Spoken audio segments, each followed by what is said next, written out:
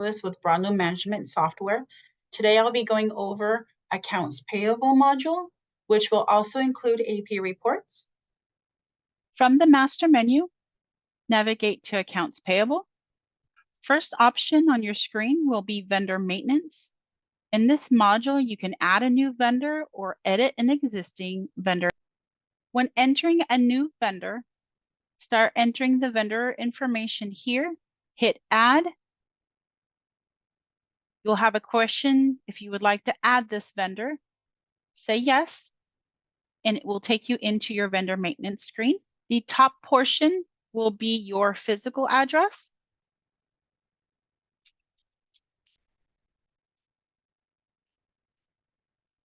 Enter the city, state, zip code, phone number.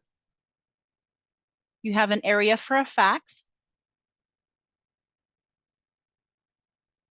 If the vendor you're entering has a credit manager, you can enter the credit manager's name and phone number, as well as a claims manager name and phone number. If the mailing address is different from the physical address, you can enter it here.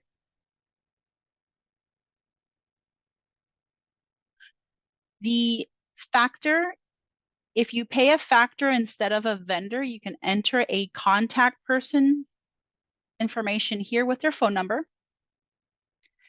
Sales contact, so if you have a salesperson's name and their phone number. Social Security field, any vendors that require a 1099, the tax ID or Social Security number will need to be entered here. Then you have the area for a vendor account number. So type in the vendor's account number here if applies. This option here only applies if your vendor issues pricing in square feet for roll goods. AP vendor only. This also only applies if you are going to pay the vendor via check only. Vendor types. This is a reportable field. This must be set up prior to in order to be able to utilize. B2B vendor applies only to users that are using the B2B functionality. Then you have your payment terms. You have a first, second, and third discount field where you can enter the percentage, the amount of days. So for example, I can get a 2% if I pay within 10 days, or a 1% if I pay within 15 days. You also have a net date, which you can go ahead and enter either the bill is due every 30 days, or you can also enter AP here for proximal, which will allow you to change this instead of days to the 30th. These areas right here will populate automatically based off of the information that is entered for this vendor, as well as this area here will also start populating automatically as you use this vendor. Hold payments only is used if you would like to hold payments for this vendor. AP balance field is automated and updated through Open Item Maintenance module, and it will reflect the current balance owed for the vendor. The on order balance field, you can it will update automatically through the purchase order system. Default GL account, you can set a default general account number that will automatically populate in the Open Item Maintenance module when you're entering an invoice for this vendor. Default ship via. This field allows you to assign a default via ship to code that will automatically prompt on PO lines for that vendor. We also have the inactive, which allows you to set the vendor as inactive, but still keep your history. Or after you're done entering the vendor information, click on Add. It will let you know that the vendor was added successfully. Hit OK, and it will go ahead and allow you to enter another vendor. If you're done, you can exit out of this screen, which will take you back to the Accounts Payable module. Next option is your vendor status inquiry. You can view all open items for this vendor. Useful when wanting to see a quick view of all the vendor's information. So like, for example, if I type in Shaw, hit select, you can see all invoices that have been entered for Shaw. And it does tell you the type. So INV, those are all invoices, as well as one that's a CM, which is Marked Credit Memo. You have your invoice number, and these are live fields too. So if you can see, I clicked on them and they do sort accordingly. Due date, beginning balance, current balance, any job info, reference, or notes will also be displayed. You can also print this to Excel.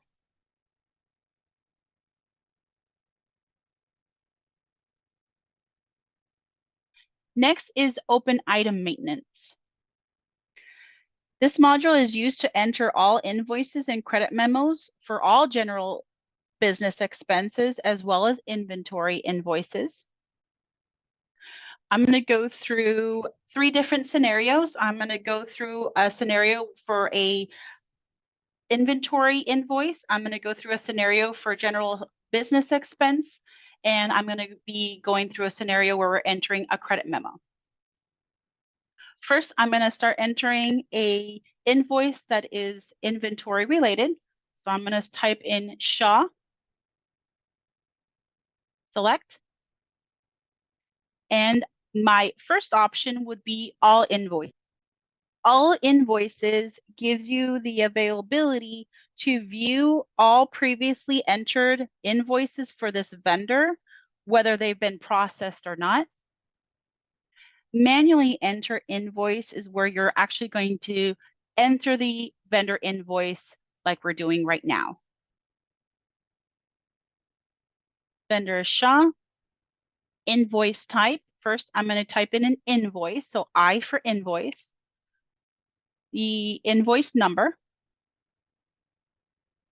Next is the invoice date, which I can use my mouse to change the date, meaning the month, the day, and the year. Or I can utilize this drop down here to change the date using the calendar. This right here displays the branch that I'm currently logged into. And here is where I'll be entering the system generated PO to review the PO. Once you enter the PO number, hit review PO. It's asking if the invoice has cost and freight, which in my case, it does have cost and freight on there. So I'm going to keep them both selected and hit continue. This will display the PO history. So it has the invoice number I typed in, the branch that I'm currently logged into, the PO that I am reviewing. If I would like to see additional information from the PO, I can actually go to POs and view the PO from this module.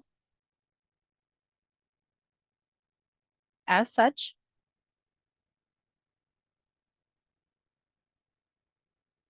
I can also view any PO notes that may have been entered when the PO was created.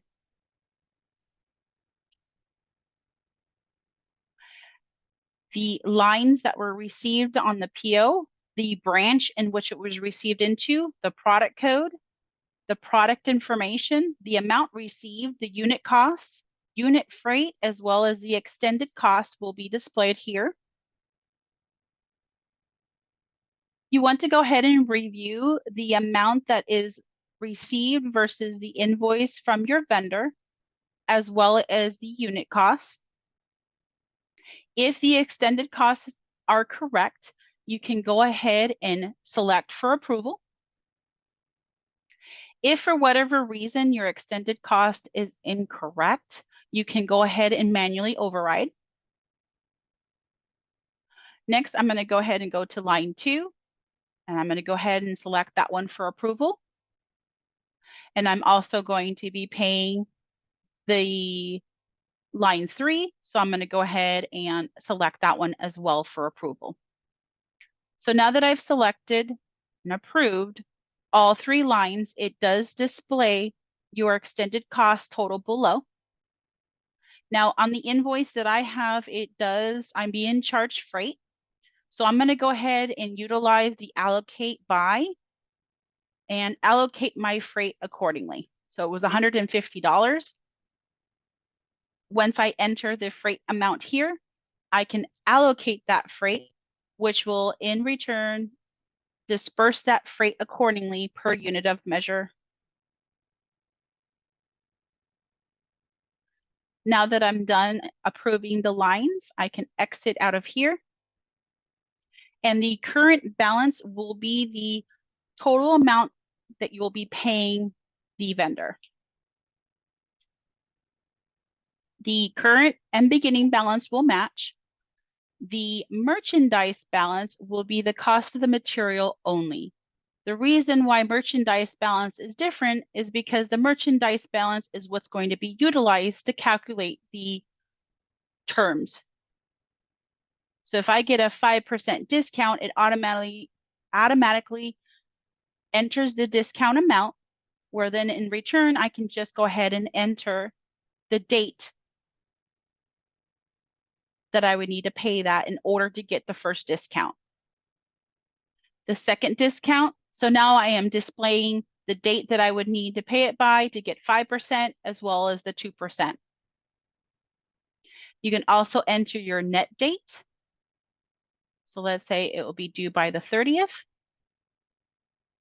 and it will update that date for me. This box here is an area where you can put in a small reference if needed. Here it automatically displays a GL account for me, which means that a GL account was already entered whenever the vendor was created in vendor maintenance. So the GL default was set up. Now in this case, I have the cost of the material and freight going to the inventory GL. So I'm going to go ahead and update my amount here. Allocate my total to the inventory GL. Now for customers that are located in California, you will have a care flag that will populate when you are selecting the items for approval. And therefore, when you're entering the GL account here, you would be entering the correct GL account for care. Same will apply if you have an invoice that you're being charged sales tax. Make sure that you're allocating the sales tax amount accordingly to the correct GL. In this case, I only had the merchandise amount as well as the freight. And so therefore, it's all going to the inventory GL. Now that I've added the amount, it displays my debits and my credits match, and therefore I have a 0 balance, and therefore I can continue and approve this entry. You also have a notes box here. The first line will print on your check stub.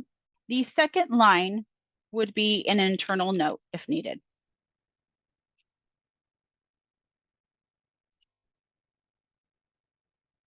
And I can go ahead and save that. It tells you who made the note and when. And then I can go ahead and accept the invoice. Add charges to a job. This feature is for small expenses to add to a job if not originally on the work order. So therefore, in this scenario, I am not adding this invoice to a job. So I'm going to say no. This right here is the journal entries that are happening in the back of the system. So nothing you would need to do there. Select for payment now. This is an option that would only be selected as yes if you are ready to cut the checks at this point. So most of the time it would be a no in this case, since you're just entering the invoice at this time. The system will repopulate the same vendor that I was using previously to be able to enter another invoice. If I need to change the vendor, I can go ahead and exit out of here and enter my next vendor. So my next invoice would be just a general expense invoice. So for this example, I'm just going to do an AT&T bill, hit select, manually enter invoice. It's an invoice, so it'll be I. Enter the invoice number, invoice date. I'm logged into branch 1, so branch 1 will be displayed here. However, since this is a general expense invoice, I have to enter a 99 to bypass the review PO. Here I'll be entering the current balance. And in this case, the current beginning and merchandise balance will all match the total amount that I'm paying AT&T. And my net date, since I don't have discounts with them, I can go ahead and update accordingly. Here and under the reference, I can go ahead and place a small note if needed. And again, the GL account was already set up in the GL default and vendor maintenance. So that's why it's displaying here. And in this case, I can just hit add. Now the debits and the credits match. I can enter notes if I like, or go ahead and continue to accept. Add charges to a job, no. Select for payment now, no. And again, it will populate again with the last vendor that I just entered. I'll go ahead and exit out of here. And now go into a vendor, which I'll go ahead and enter a credit memo.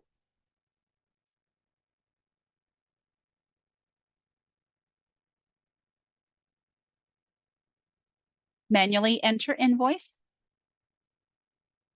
And instead of an I right here, I'll type in C for credit memo. Enter the credit memo number, the date, PO number. Since I am not reviewing a PO, I'll do 99 to skip the PO review, which now allows me to enter a current balance, $300, and make sure you enter the negative in front of the number. Now it will allow me to enter in a net date, a small reference if needed,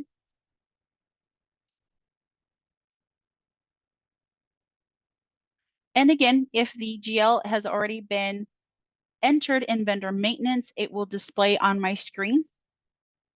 If you have a case where the GL account is not displayed, or if the GL account that is displayed is incorrect, you do have an option to click on this button here, which will bring up your chart of accounts. I'm going to go ahead and add this, which is now going to leave the debits and the credits in balance. I can continue and place a note here if I like, or accept. Add charges to a job, no. Select for payment now, no. To view all invoices that have been entered for a vendor, whether they've been paid or not, you can go to all invoices. You can enter a date range, hit continue, and it will display all invoices or credit memos entered for a vendor, invoice number, branch, PO number, reference, invoice dates, amount of the invoice. In the status column, P is for paid. X means it's entered and not paid. If you like to view the invoice, you can click on it and do an invoice inquiry, which will display the information that was entered. Since this invoice was paid, it does display the invoice payments on the right side right here. Versus if I do an inquiry on this one here that has not been paid, you can see the information that was entered, but the invoice payment has not been populated yet. If you need to delete an invoice that was entered, as long as it's not paid, you do have an option to delete the invoice. Payment selection. After invoices have been entered into the system, the payment selection screen allows you to select the invoices for payment. You have different options here. You have a select mode, which allows you to populate either the first, second, or third. The discount mode, which allows you also to select the first discount, the second, third, the second discount, etc.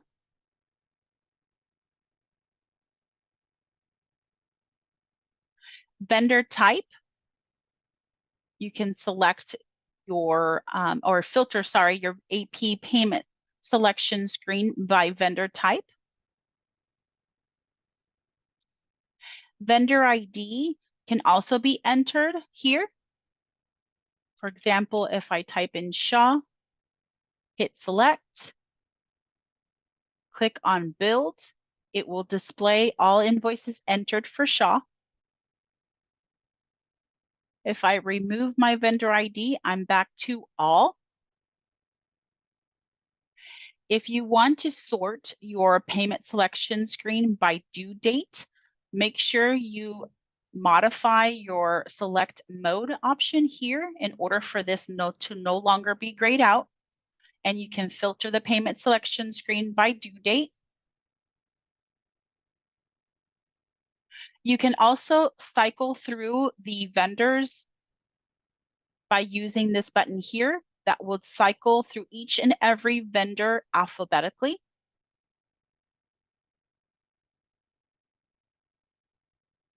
Go ahead and remove the vendor ID. So I'm back to all, hit build, which now will display all invoices since I'm set to all that have been entered for every single vendor. You have the option to double click on a vendor to select, as well as to enter a discount if that applies. If you double click on it again, it will unselect that vendor. You also have an options under functions to select all or unselect them.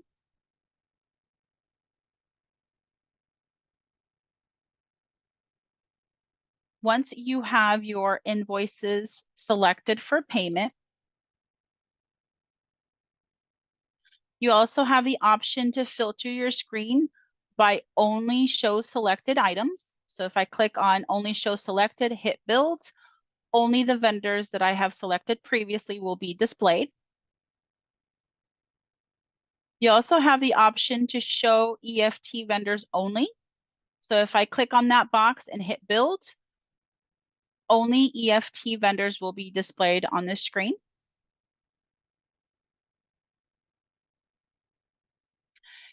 I just reselected my mode, clicked on show EFT vendors, build, and all vendors that have been marked as EFT will display on your screen.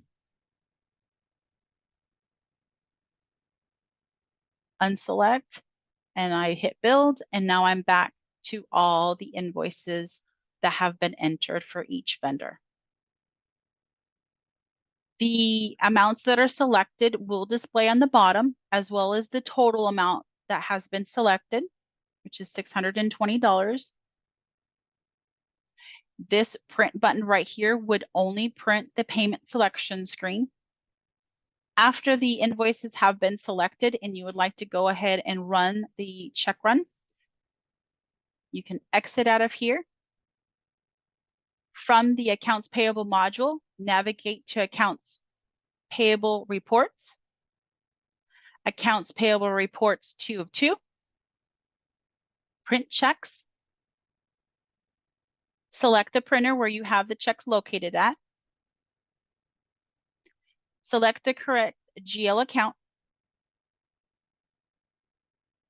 the check date, starting check number. The system will automatically display the starting check number. If the check number is incorrect, make sure you update accordingly. I have 2 vendors, which is with 2 invoices selected. So it's telling me I need 2 checks in the printer. Once I'm ready, I can hit run. The system is telling me 2 checks were printed. I hit OK. Did the checks print OK? Only update is yes once you've confirmed those checks have printed correctly. It will give you one last time to confirm. And now you have done a check run. For vendors that are being paid by a credit card or maybe online, you have the option to pay those vendors after you selected those items in payment selection.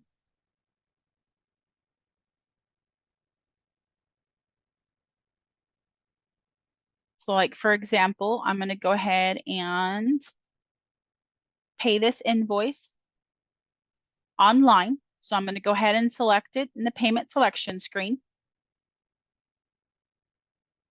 And I'm going to navigate to hand check, void check processing.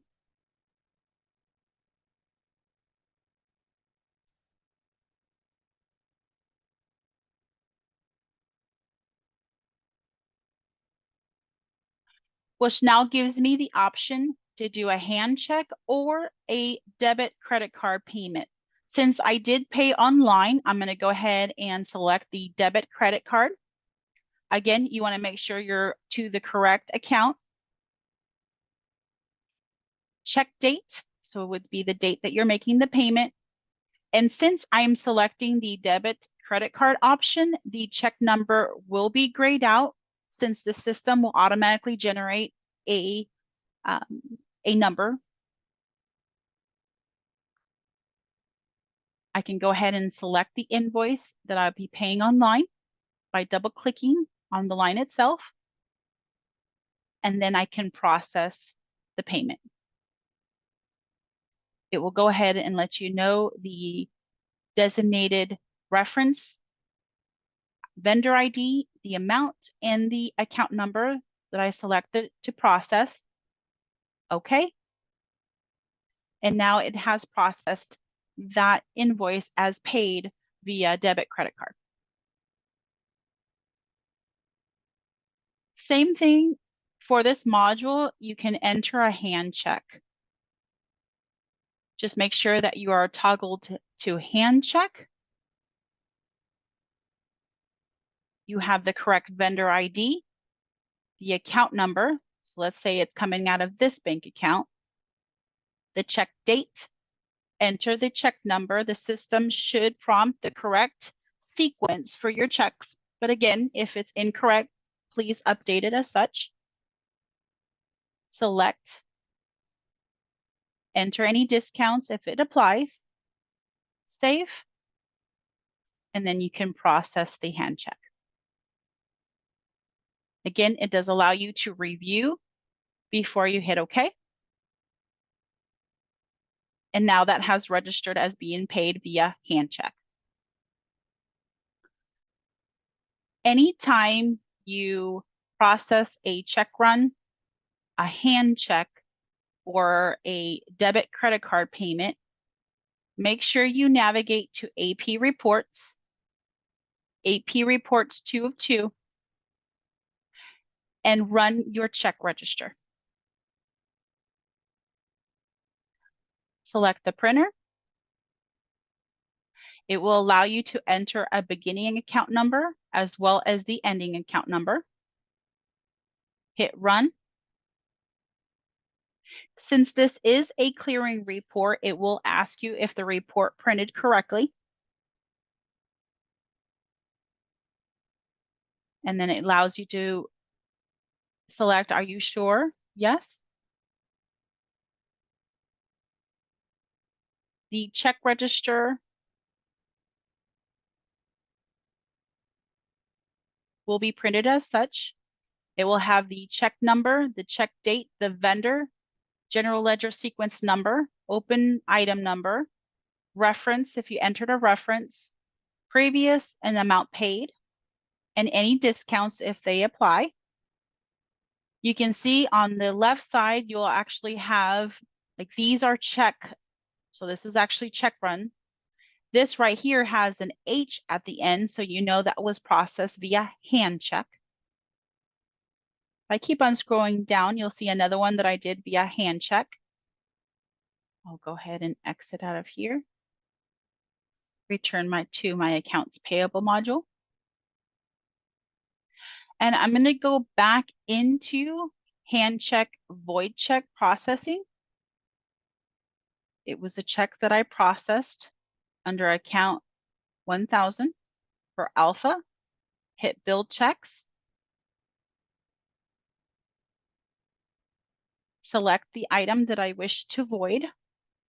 Make sure that you update the void date. The void date should be the date in which you issued the check. Once you're select the item you wish to void, select void. And it's going to ask you, are you sure you want to void check? Hit yes. And now you have voided the check, which will now place that back into the payment selection screen. So if I go back to payment selection, hit build, you can actually see that invoice back on my screen here. And this will sit here until you select it for payment for the next time it needs to be paid, or if you choose to delete the invoice, make sure that you navigate to open item maintenance, all invoices, and select the invoice and then delete.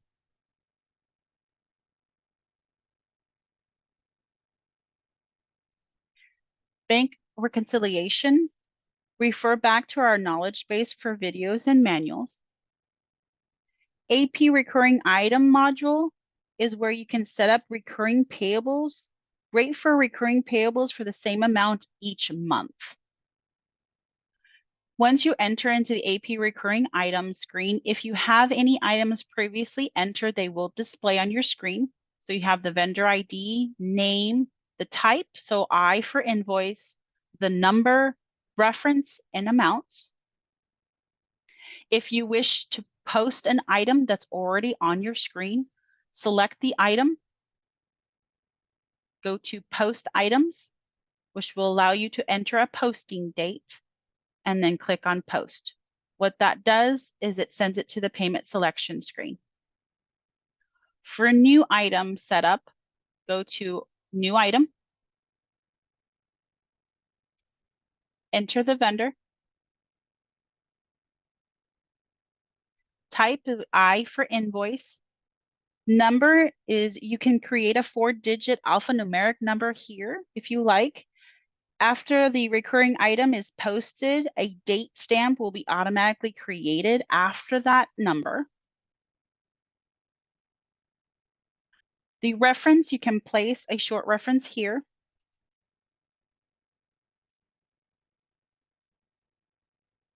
The count, 999 is an unlimited amount of postings.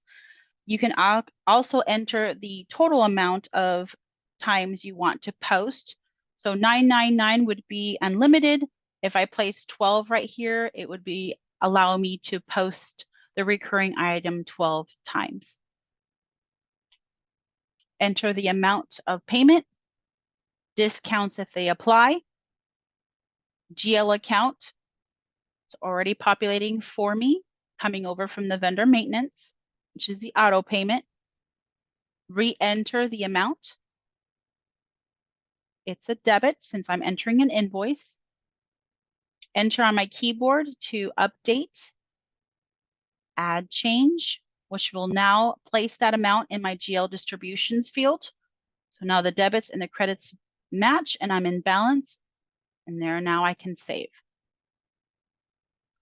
So now that vendor is showing right here for me to select and post when ready.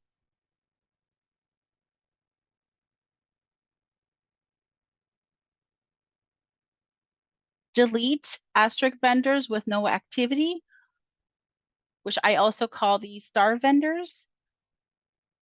During the credit refund processing in the system, when you're asked to return by company check, if you say yes, the system will create an entry in the AP using the customer ID, but it will place an asterisk in front of that customer ID. This module gives you the option to purge any asterisk vendors or star vendors for that matter with no activity. AP end of month processing, please refer to our knowledge base for videos and also the manual. Vendor type maintenance, you can create different vendor types, which allows you to print your vendor listings into different categories. You can double click on an item to edit, or you also have an add button to add new vendor types.